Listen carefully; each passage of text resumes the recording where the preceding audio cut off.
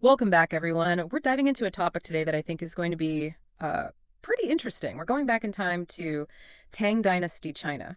Ooh, Yeah, and to be specific, we're looking at beauty standards during their reign from 618 to 907 AD, okay. talking about why were plump women considered beautiful during that time. It's such a rich period. Yeah. Artistically, culturally, I think we'll find some surprises along the way. I think so too. And the really cool thing about this is we've got poems, we've got essays, we've got paintings, sculptures, even figurines. Oh, wow. Yeah, lots to look at. That's a lot to unpack. It is. And Yeah. and get ready for some twists and turns because we're going to uncover some unexpected connections to calligraphy, to horses, and even city planning. I love that. Yeah, it's going to be a ride. One thing I was surprised about, well, I guess I shouldn't have been surprised, was that Tang Dynasty beauty standards, just like today's, were constantly evolving. It's not like one size fits all back then any more than it is today. Right. Yeah, and it's interesting you say that because while we often associate the Tang Dynasty with a fuller figure, early Tang actually favored a more slender Oh. form, echoing the aesthetics of the previous dynasties. Yeah, So those tiny waists we read about in early Tang poems exactly. were very much in vogue. Yeah, they were. And you can see it reflected in the artwork, too. If you look at Jan Lieben's 13 Emperors scroll, Okay. those palace maids are quite slender, Huh. even though they had these fuller faces. Oh. So almost like a bridge between two eras of beauty. Okay, so when does this shift towards celebrating plumpness really take hold? Well, Empress Wu Zetian's reign from 624 to 705 AD seems to mark a Okay. turning point. She was obviously a powerful ruler. Significantly, both she and her daughter, Princess Taiping, Mm-hmm. were described as having fuller figures. Some even say that the grand Buddha statue at the Longmen Grottos was modeled after her. Really? Now, whether or not that's true, the very suggestion, I think, speaks volumes about how influential she was and how her image might have influenced Right. the perception of beauty. I mean, she was a trailblazer Yeah. in so many ways. Absolutely. I mean, why would a preference for a fuller figure emerge during this time? I mean, is there like, It's interesting to consider the context. yeah, The Tang Dynasty rulers, hailed from the north, where women were known for their strength and horsemanship. okay. There's even a folk song about Li Bo's sister Yongrong Uh-huh. that describes her chasing horses and hitting two targets with one arrow. Wow. Okay, so maybe those Uh, northern women brought their Yeah. own ideas about beauty and strength. That's certainly possible. And if you want an even more striking example, Okay. look no further than Princess Ping Yang, the daughter of the founding emperor. Okay. She actually commanded an army. Wow. But here's where it gets interesting, right? Despite their own capabilities, these northern women might have felt pressure to conform to the southern ideal of delicate beauty that had persisted from earlier times. So almost like a push and pull. Exactly. It makes you wonder if those northern women coming in were sending like a subtle message like, hey, true strength can be beautiful too. Right, exactly. But of course, no conversation about Tang Dynasty beauty would be complete without mentioning Yang Guifei. Right. She's always held up as the epitome Yeah, Yang Guifei. of that era's beauty. Yes, the beloved concubine of Emperor Xuanzang. Uh-huh. But separating fact from fiction when it comes to Yang Guifei can be tricky. You mean those claims about Yeah, her exact weight and height being historical fact? exactly. Those numbers are often based on speculation or later embellishments. Mm. It's amusing, really. Mm. Professor Chen Yink, a renowned scholar, Uh-huh. once casually suggested Yang Guifei might have weighed 135 pounds. When pressed, he admitted it was just a playful guess. So even experts get caught up in the Mystique of it all. everyone does. But if we stick to descriptions from Tang sources, we get a more nuanced picture. Yeah, right. Absolutely. What do we find? We find phrases like face like a hibiscus, Okay. suggesting a full blooming beauty and fleshy body, so definitely not thin. Okay. However, we also see descriptions like neither too thin nor too plump, which contradicts Right. the exaggerated image we often see. So maybe those later depictions were influenced by the artwork That's possible. they had access to. Yeah, it seems Song Dynasty writers looking back at Tang artwork might have embellished her plumpness Yeah. for storytelling purposes. Oh, so the legend grew larger than life, Precisely. as legends often do. Right. While Zhang Wan's painting Lady Gugugang's Spring Outing is a Song Dynasty copy.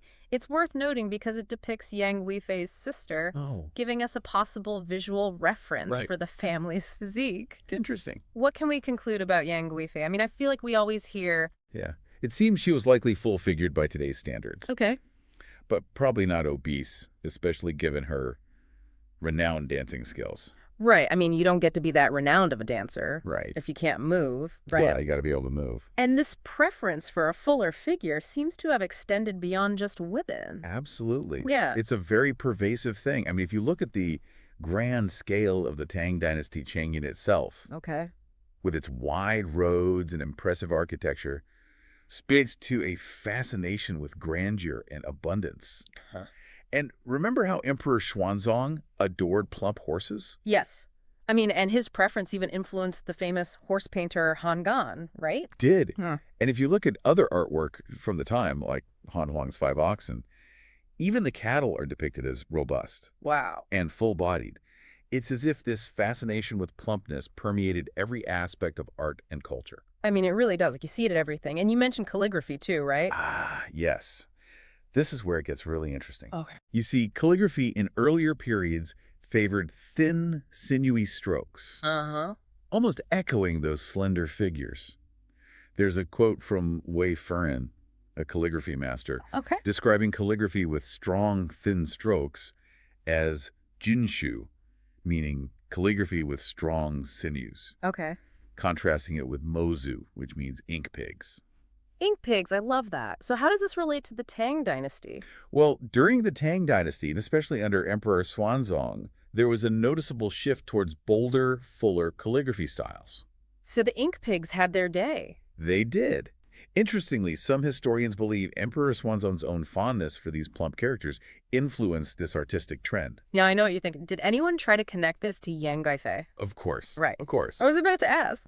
Well, a Ming Dynasty scholar, Wang Shizhen, did suggest that the emperor's love for plump calligraphy was inspired by his life for Yang Guifei. Okay. However, that doesn't hold up chronologically. Right. The shift in calligraphy happened It happened before she came on the scene. Yeah.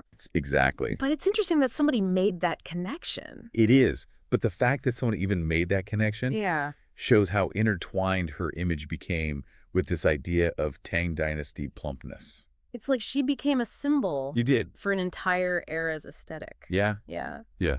Wow, this is fascinating. Yeah. So we were talking about how this preference for a fuller figure wasn't just about aesthetics. Right. It was very much tied to ideas of strength and health. Yeah, and even abundance, like a society that Exactly. had plenty. Right.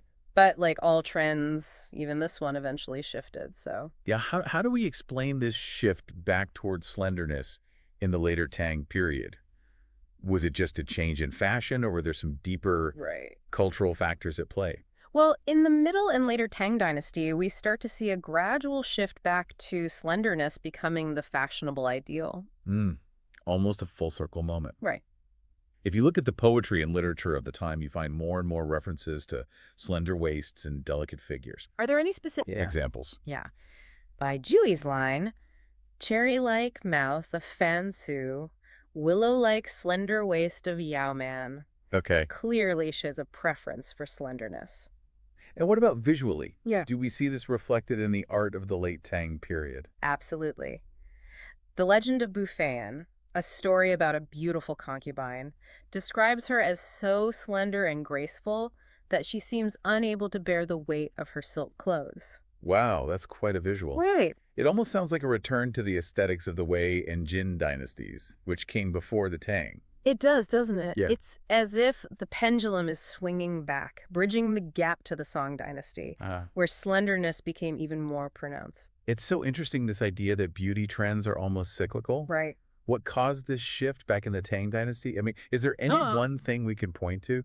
It's difficult to pinpoint a single cause, Yeah. but it was likely a combination of factors. Changing tastes, new influences from other regions, and perhaps even a desire to differentiate themselves from the earlier Tang. To set themselves apart. Yeah, exactly. And of course, it's important to remember that even during this later period, there were still exceptions to the rule, right? Oh, absolutely. Okay. You still find descriptions of full-figured women being considered beautiful, especially in certain contexts. What kind of contexts? Well, in the story of Ying Ying, the female protagonist, Kui Ying Ying, is described as having skin smooth and plump like jade. That sounds lovely.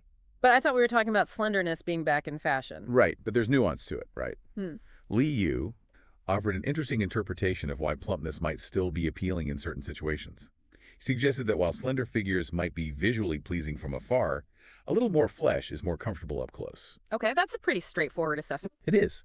And while we can't be sure if people in the Tang Dynasty thought the same way, it does highlight the fact that beauty standards can be complex and multifaceted. Right. It all depends on the context. Exactly. I think we've all had those moments where we admire something aesthetically, but then realize it's not actually that practical in real life. Exactly.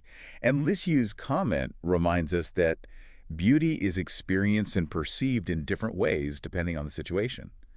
So thinking about all this, what can we take away from this exploration of Tang Dynasty beauty standards? Well, it seems like the key takeaway is that beauty standards are fluid Right. and dynamic, constantly being shaped and reshaped by Exactly. various forces. The Tang Dynasty is a perfect example of this. Yeah. We've seen how geographic differences, the influence of powerful figures like Empress Wu, and artistic trends like calligraphy and painting all contributed to how people viewed beauty. And we can't forget those horse-riding women of the North. Absolutely. They really challenge our assumptions about women For sure. in ancient China. They remind us to look beyond stereotypes and appreciate the complexities of history. Yeah, so instead of making these sweeping statements like plump was in or slender was out during the Tang Dynasty, we really need to understand the interplay of different factors and recognize that beauty, like most things in history, is rarely black and white. It's about seeing the nuances and appreciating the dynamic nature of beauty standards. We've talked about shifting ideals and powerful figures, but what about the connection between beauty and social status in Tang China? I mean, was there a link between how people looked and where they stood in society? That's a great question. If we consider the popularity of plumpness, it's interesting to think about how it might have been connected to ideas of abundance and prosperity. Yeah. In a society where food could be scarce, having a fuller figure could be seen as a sign of wealth and well-being. That makes sense. The way of communicating, look at me, I can afford to eat well. Exactly. And this wasn't just limited to women. Remember Emperor Xuanzang's fondness for plump horses? Well, horses were a symbol of power and prestige. So owning a strong, well-fed horse was a very visible sign of status. It's almost like saying, I'm so powerful, even my horses are living the good life. Precisely. This connection between physical appearance and social standing is something we see throughout history and even today. Think about all the products and treatments marketed as ways to achieve a youthful or healthy look. Right. They're often linked to ideas of success and attractiveness. It's a reminder that beauty standards are often intertwined with social and economic factors. Yeah. What's considered beautiful can be heavily influenced by who holds the power Absolutely. and resources. So while we can appreciate the artistic beauty of Tang Dynasty paintings and sculptures, Right. we should remember that they also reflect the social hierarchies and values of that time. Those images tell a story about power, status, and the ideals valued in Tang society. So we're not just looking at pretty pictures, we're uncovering layers of history, Exactly. understanding how art, culture, and social dynamics are all connected. And that's what makes studying history so rewarding. It's not just about memorizing dates and names, but about understanding how people lived, what they believed in, and how those beliefs shaped their world. Okay, before we move on, I have one more question Okay. about specific features. We've talked about plumpness being favored for a time in Tang China, but were there other specific facial features, hairstyles, or even personality traits that were considered attractive? Ooh, you're really digging deep now. I am. And you know what? There were definitely certain features considered desirable during the Tang Dynasty. Tell me everything. What were the must-have features for a Tang Dynasty beauty icon? Well, a full round face was in vogue, Okay. often described as moon-shaped or like a full moon. Okay. Plump cheeks and a soft chin were much more desirable than a sharp jawline or high cheekbones. And remember how we talked about Yang Guifei being described as having a face like a hibiscus? Yeah, it does sound lovely. Well, it points to another important feature, a fair complexion. Pale, flawless skin was highly prized and associated with beauty and refinement. I can see why that would be desirable, especially in a time before sunscreen and modern skincare. Right. A fair complexion was a sign that you didn't have to work outdoors, suggesting a life of leisure and comfort. It was a visible marker of your social status. Exactly. and thin, arched eyebrows, often described as willow leaf or crescent moon shaped, were considered very stylish. So quite the opposite of the thick, bold brows that are popular today. It's amazing how beauty trends can change so drastically over time. Okay, what about hair? Any particular hairstyles that were all the rage in Tang China? Oh, definitely. Elaborate hairstyles were a major part of Tang Dynasty fashion. Okay. Women often wore their hair long and styled it in intricate updos, adorned with flowers, jewels, and even gold ornaments. Wow, that sounds super glamorous. They were? What did these elaborate hairstyles look like? I mean, do we have any? Whoa, we have a good idea thanks to the many Tang Dynasty paintings and figurines that depict them. Oh, One popular style was the cloud bun, where the hair was piled high on the head in a swirling cloud-like shape. oh, I can just imagine how stunning those must have looked with all those intricate details and Right. sparkling ornaments. But was it all about outer beauty? Or were there personality traits that were considered attractive as well? That's an excellent point. Grace, elegance, and refinement were all highly valued. Okay. A woman who was well-educated, skilled in the arts, and could carry herself with poise and confidence. So inner beauty was just as important as outer beauty. Absolutely. And this emphasis on intelligence and refinement makes sense when you consider the cultural flourishing that took place during the Tang Dynasty. Yeah. It was a time of great artistic and intellectual achievements, and these qualities were reflected in the ideals of beauty. It's like saying beauty is more than skin deep. It's about what's inside, too. Precisely. And I think that's a valuable lesson we can take away from exploring Tang Dynasty beauty standards. It reminds us that beauty is multifaceted and encompasses not just physical appearance, but also intelligence, grace, and inner strength. You know, it's amazing how much we can learn about a society by just looking Yeah. how they viewed beauty. Yeah, beauty standards often act like a mirror, Yeah. reflecting the values and aspirations of a particular time and place. And speaking of changing beauty standards, it really makes you wonder what people will think about our Yeah. current Yeah, ideals in the future. right. What will people 100 years from now think about our Instagram filters Oh, yeah.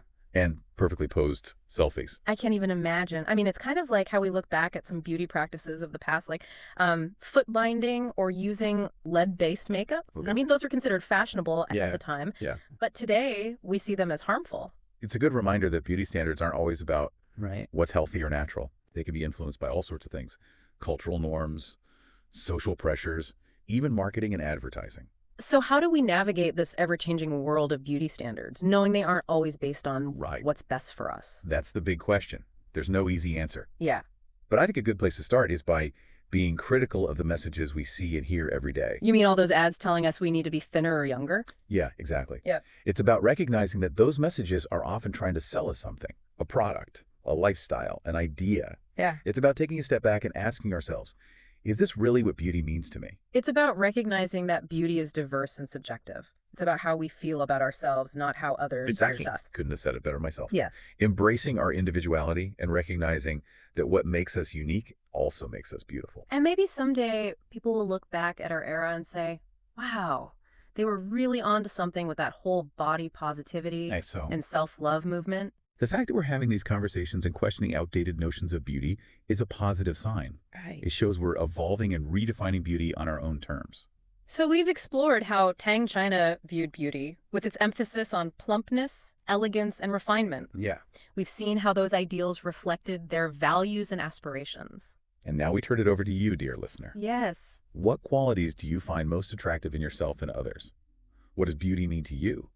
And how do your own values and aspirations influence your perception of beauty? Those are great questions to think about, and we hope this deep dive has given you a new perspective on beauty, both past and present. Thanks for joining us.